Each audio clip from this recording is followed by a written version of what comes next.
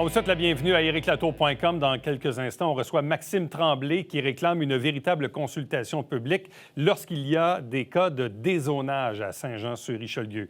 Mais d'abord, elle est nomade. Elle est actuellement au Mexique. Elle fait du coaching d'affaires. Elle a mis sur pied un groupe privé Facebook qui s'appelle le Vortex. On rejoint immédiatement Isabelle Nantel.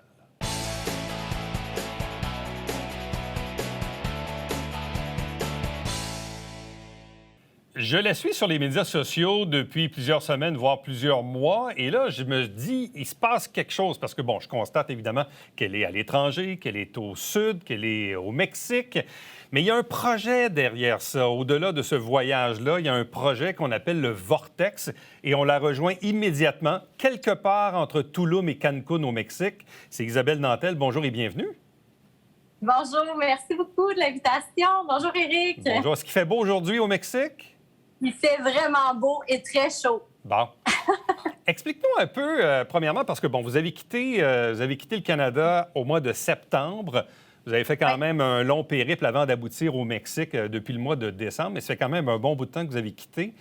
C'est quoi le projet du Vortex en tant que tel? Tu en as parlé, un parallèle entre le voyage qu'on a fait avec notre autobus, l'espèce de road trip. C'est la même affaire pour le Vortex.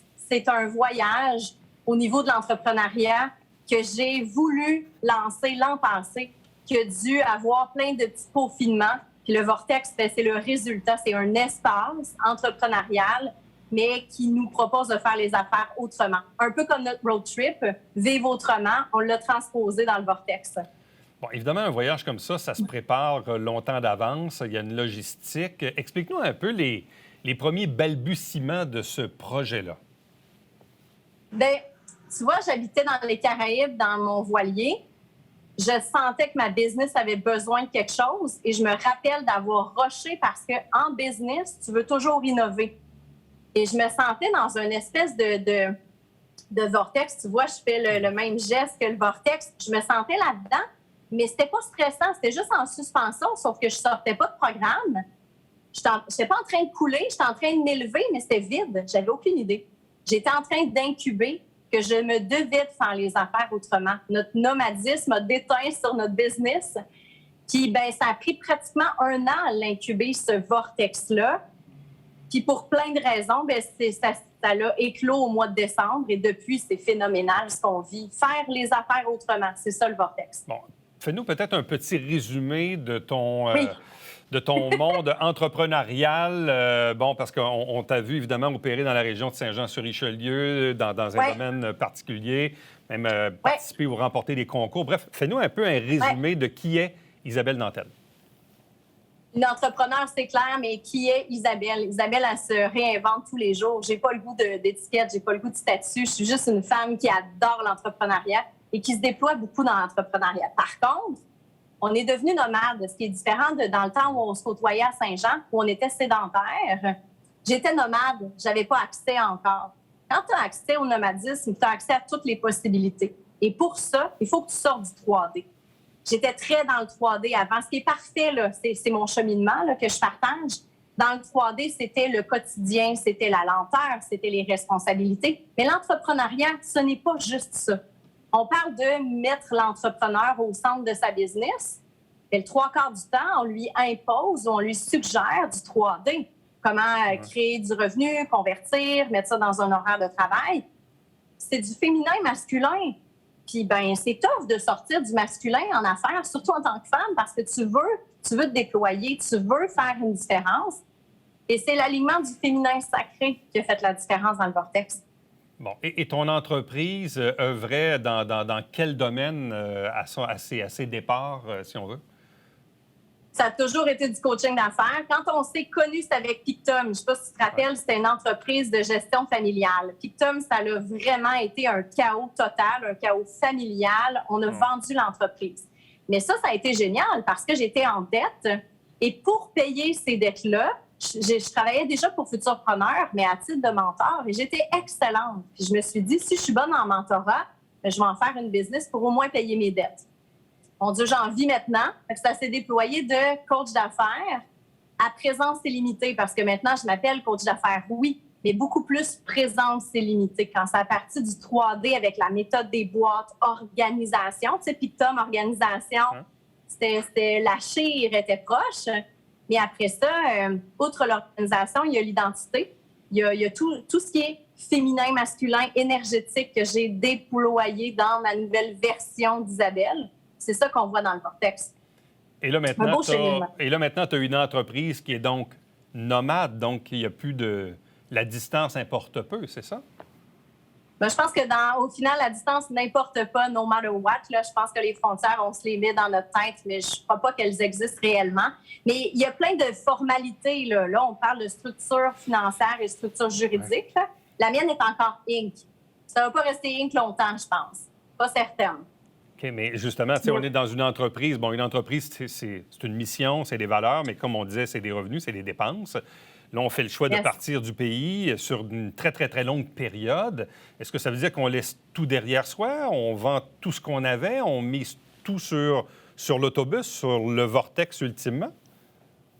Quand on a déménagé, c'était bien avant tout ça. La boîte à démarrage avait déjà une philosophie d'entreprise nomade. Dans le fond, moi, j'ai jamais fait de coaching one-on-one en présentiel.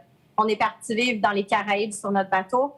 Puis après ça, bien, ça a juste resté dans le même optique. Je savais que j'étais nomade. Je déploierais une entreprise qui soutient mon mode de vie tout à fait. Mais moi, je pense que c'est aussi très personnel. Moi, je l'ai créé comme ça parce que je me connais. J'ai l'âme nomade depuis que je suis née, là. Fait que c'est sûr que je me suis créée. Mais la philosophie du Vortex, c'est rebraquer la caméra sur soi. C'est arrêter de regarder autour. Le cours de lancement d'entreprise, là, il date de 1982, je pense, qui est le même depuis. Bien, est-ce qu'on pourrait faire les affaires autrement? Le Vortex vous propose un espace pour ça. Moi, j'ai fait les affaires autrement. Passer mon temps à regarder autour, ça m'enlève de mon essence à moi. Puis le Vortex te suggère de rebraquer et de construire selon tes normes à toi, tes convictions. Je parle moins de mission d'entreprise. Ça, c'est un autre gros changement. Il n'y a pas de mission d'entreprise avec Isabelle Nantel. La mission d'entreprise, c'est encore en 1982. C'est fixe. Ça se vend avec l'entreprise. Ça a une valeur. Ça ne peut pas être aligné avec un humain qui est moléculaire et en changement.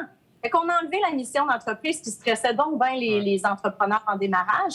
On parle de philosophie d'entreprise. OK.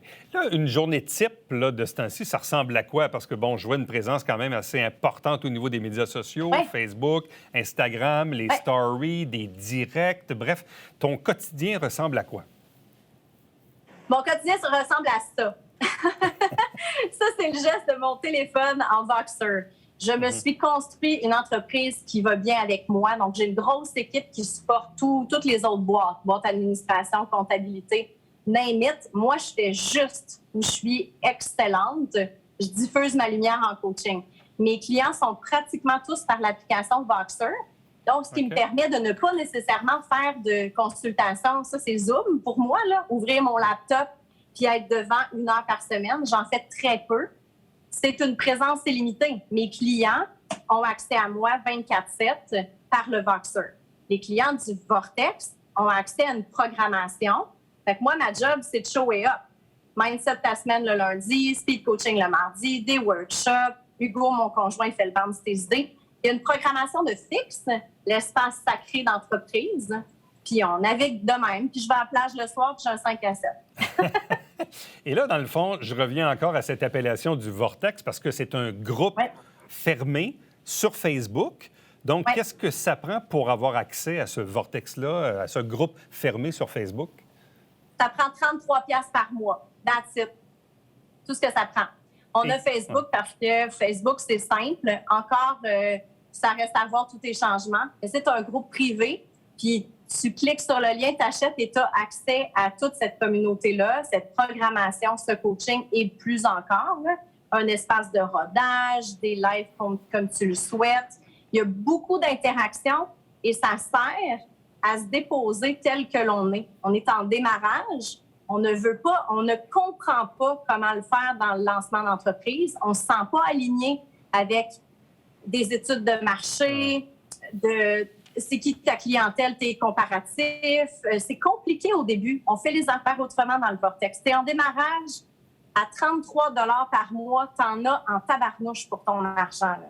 Tu as une belle programmation qui vient rebraquer la caméra sur toi, qui te posent des questions en lien avec toi. Puis là, tu fais « What? Je peux faire ça de même, moi, ma business? Je peux la monter pour moi? » Puis on te dit oui. Puis c'est tricoté serré, là, c'est tellement beau ce qu'on vit.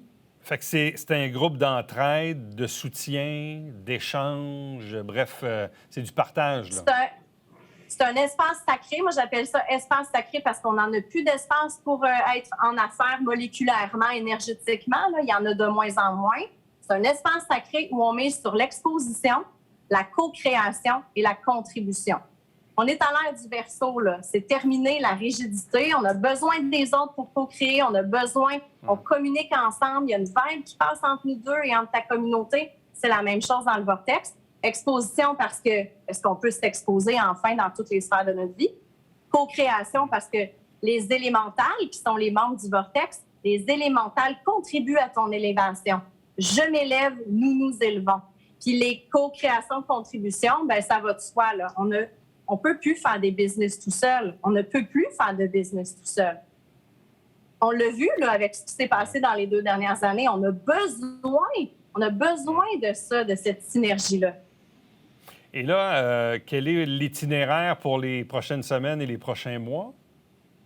Et là, on s'est enfargé dans le Mexique, je pense.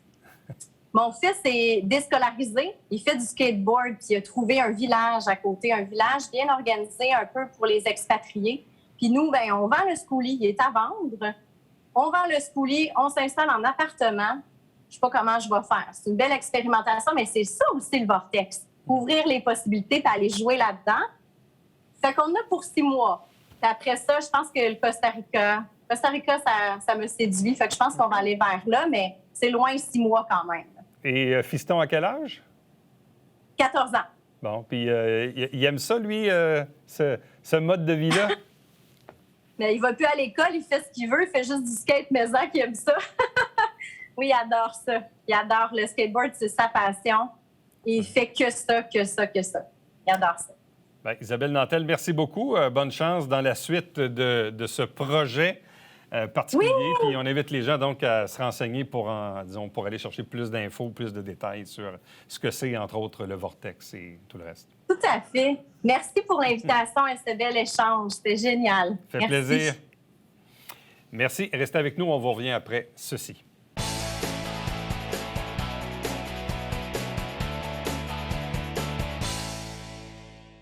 Salut, ici Alexandre Baudouin. Et François Trépanier. François, cette semaine à Sport Express, fraîchement débarqué de l'avion et de l'Arizona. Oui, et du PGA Tour, Étienne Papineau qui est avec nous, notre golfeur joannais. Écoute, tellement une belle entrevue. Ne manquez pas ça. Mesdames et messieurs, bon matin et bienvenue à votre télé-bingo sur les ondes de télévision du Haut-Richelieu. Vous aimeriez jouer au bingo dans le confort de votre foyer? C'est possible. Tous les dimanches matins, 9h30, à la télévision du Haut-Richelieu, maintenant en haute définition au 609. Pour vous procurer les livrets du Télébingo, c'est facile.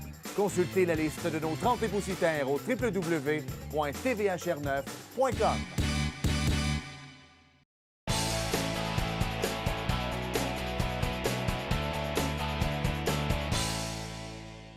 Vous savez que les changements de zonage dans une ville, c'est devenu quelque chose d'extrêmement sensible, d'autant qu'on est dans une optique de préservation. On parle de boisés, mais on parle d'espaces verts. Il y a eu beaucoup d'étalement urbain au fil des ans. C'est comme ça que la Rive-Sud, elle s'est développée. Mais là, aujourd'hui, les citoyens, disons, ont soif de tranquillité et d'espaces verts. Donc, c'est un sujet qui est sensible. Maintenant, il va probablement encore avoir des demandes de changement de zonage. Mais comment on le fait? Est-ce qu'on le fait seulement par un appel de commentaires, par une véritable consultation publique? Bref, il y a un citoyen qui est aussi vice-président du mouvement écologique du Richelieu qui a écrit récemment un papier dans le Canada français, dans le secteur de la parole au lecteur, pour exprimer un peu le souhait d'avoir de véritables consultations. Il est avec nous, c'est Maxime Tremblay. Bonjour et bienvenue. Bonjour. Bon, dans ce cas-ci, on fait référence à un cas en particulier qui est dans le secteur de l'Acadie, dans la courbe de la 219 vers Napierville et le chemin du Clocher, non loin du stationnement du parc des Parulines, juste pour situer les gens. La Ville a eu une entente avec le propriétaire du club de tir, dans lequel cette entente comporte aussi des changements de zonage pour d'autres terres qui n'ont aucun rapport avec le champ de tir. Là, de ce que je comprends, on a fait un appel de commentaires pour un changement de zonage demandé, mais vous ça ne fait pas votre affaire. Pourquoi? En tout premier lieu, je veux dire, un changement de zonage, c'est un enjeu important dans une ville, puis habituellement, les propriétaires riverains sont appelés à se prononcer, donc sur si ça leur convient ou pas. Là, dans l'entente qui a été convenue en novembre dernier, ça fait pas longtemps, il y a un endroit qui stipule qu'une consultation doit avoir lieu pour ce changement de zonage-là. Donc, là, dernièrement, au mois de janvier, la Ville a émis, je pourrais dire un commentaire à l'effet que, là, en raison de la pandémie, ça ne sera pas possible de faire une consultation publique. Donc, moi, je suis un petit peu comme, je pourrais dire, déçu parce que c'est vraiment important là, que les citoyens puissent se prononcer. Puis, d'autant plus que c'est un projet important. Il y a quand même des infrastructures qui sont reliées à ça, notamment le réseau d'égouts d'aqueduc, mais aussi le fait que ce soit un zonage parent-industriel, c'est que ça amène des bâtiments d'une certaine envergure, puis ça va... Je trouve que est-ce que la compatibilité avec le territoire est souhaitée? C'est à côté d'un parc naturel, d'un côté, puis de l'autre côté aussi, il y a une autre zone qui fait partie du plan de conservation. Donc, moi, je dis qu'il y aurait lieu d'informer les citoyens par rapport à ce projet-là. Bon, parce que ce qui est convoité dans ce secteur de la courbe de la 219 et chemin du Clocher à l'Acadie, des bâtiments para-industriels, possibilité d'avoir des enseignes lumineuses. On est en zone agricole, pas très loin non plus du parc des Parulines, c'est ce que vous invoquez. En même temps, je me remets au début de l'affaire. Je me dis, la Ville a eu une entente négociée avec le propriétaire du club de tir à l'Acadie, Luc Ouimet, qui a évidemment d'autres propriétés ou d'autres terrains à développer. Mm-hmm. Bon, est-ce que c'est le prix à payer pour dire, voici, on vient de régler un gros problème qui était le chantier, qui polluait l'environnement sonore des citoyens de ce secteur-là, mais en contrepartie, la Ville a dû promettre ou à tout le moins dire, écoutez, oui, on va vous permettre de changer le zonage sur certaines zones pour vous permettre de développer. C'est une entente négociée. Est-ce que vous pensez quand même que cette entente-là entre la Ville et M. Ouimet est bonne ultimement quand on la regarde dans son ensemble? C'est parce que ça relève de façon de faire, entre guillemets, qui date, mettons, depuis plusieurs années à Saint-Jean, de négocier comme ça avec les promoteurs.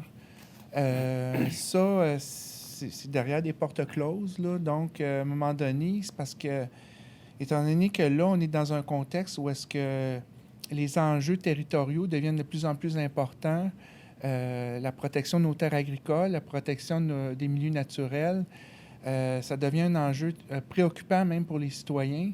Je pense qu'il est temps que la Ville, je pourrais dire, vise une gouvernance qui est plus unilatérale ou plus transversale. Donc, ce que je veux dire, c'est qu'à un moment donné, présentement, c'est plus, je pourrais dire, des négociations avec des promoteurs. Puis après ça, la Ville a fait une planification sur le développement durable, une planification stratégique. Donc, les citoyens se sont prononcés. Puis là, il en ressort que les milieux naturels puis les zones agricoles, ça devient une importance capitale sur le territoire de la Ville. Donc, la gouvernance de la Ville doit s'adapter à ça, là. Donc, moi, c'est sûr que je préconise, mettons, je pourrais dire que tous les partenaires, tous que ce soit les citoyens, les organismes, les promoteurs, tout ça soit ultimement consulté d'une façon globale. Parce que là, on se retrouve avec des faits accomplis, si on peut dire. Puis là, ça crée un peu des confrontations. Là. Et pour vous, l'argument de la pandémie pour troquer la consultation publique par un appel de commentaires, pour vous, c'est pas un argument qui est, disons, valable? Moi, je trouve que ça tient pas la route. Là. Je pense qu'en quelque part, je veux pas être négatif, mais c'est qu'à un moment donné, il faut faut être juste avec tout le monde. Là, je veux dire, si les citoyens veulent avoir une ville plus verte et puis garder nos acquis, parce que les terres agricoles, même s'il y en a qui ne sont pas en zone verte, c'est en zone blanche, ça peut devenir des milieux naturels, ça peut être des endroits où est-ce qu'on cultive l'agriculture de proximité aussi. Là. Donc, c'est tous ces enjeux-là qu'il faut falloir débattre. Puis je pense que la consultation publique doit avoir lieu.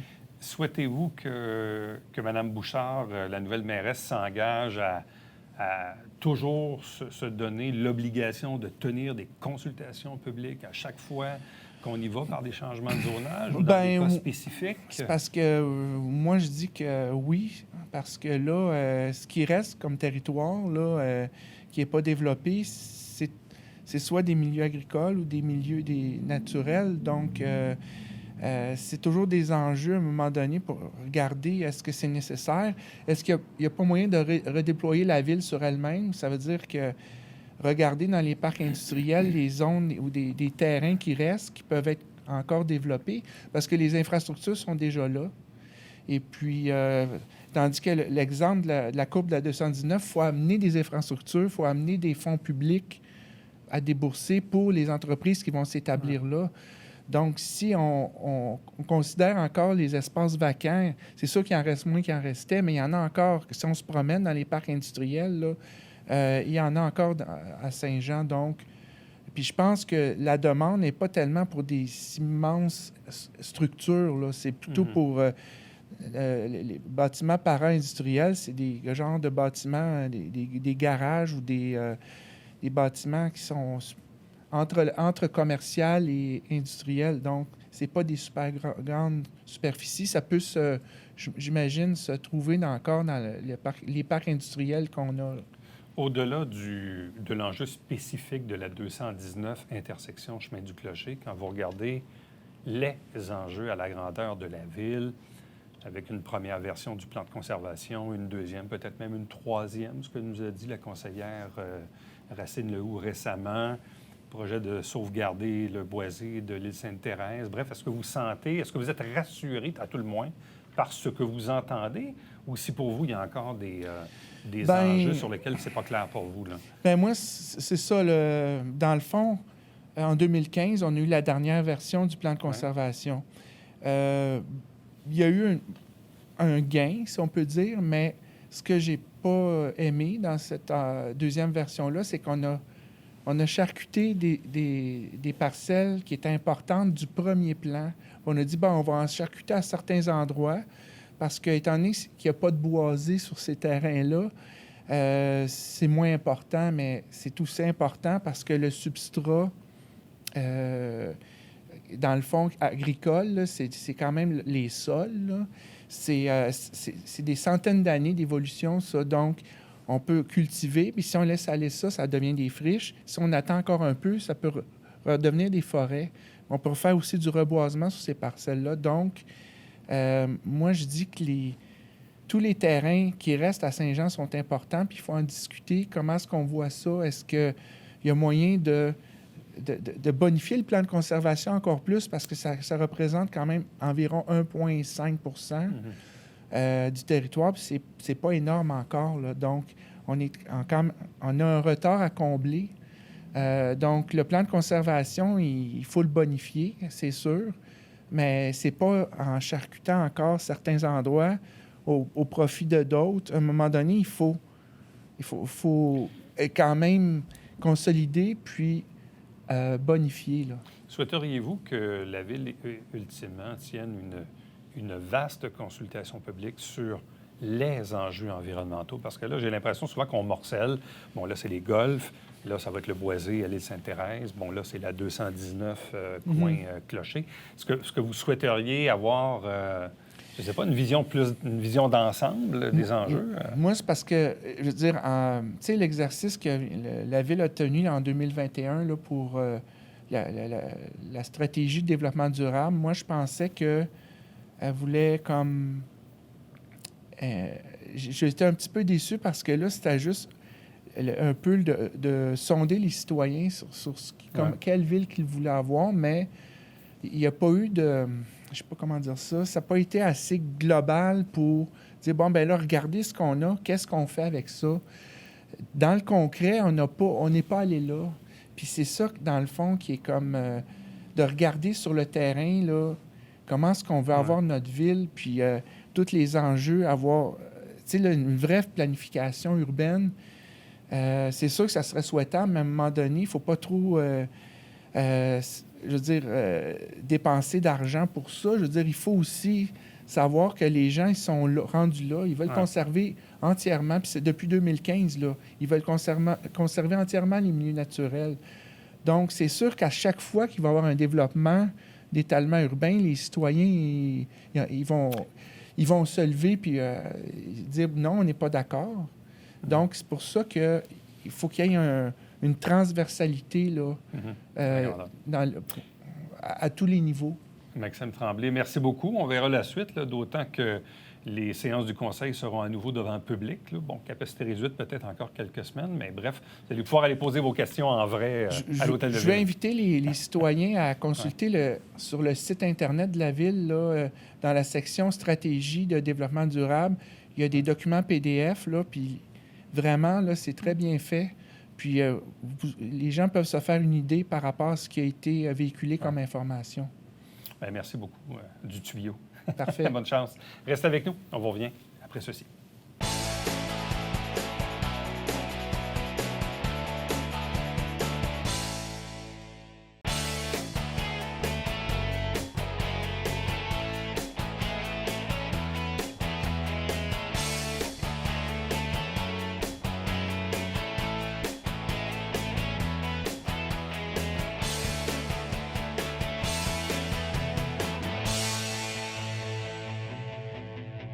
Petit rappel, vous avez jusqu'au 18 mars pour inscrire vos enfants au programme Passe-Partout, maternelle, primaire, secondaire. Tout ça, bien sûr, via le Centre de services scolaires des Hautes-Rivières. Donc, rappel, période d'inscription maximum jusqu'au 18 mars. À demain. Bye-bye.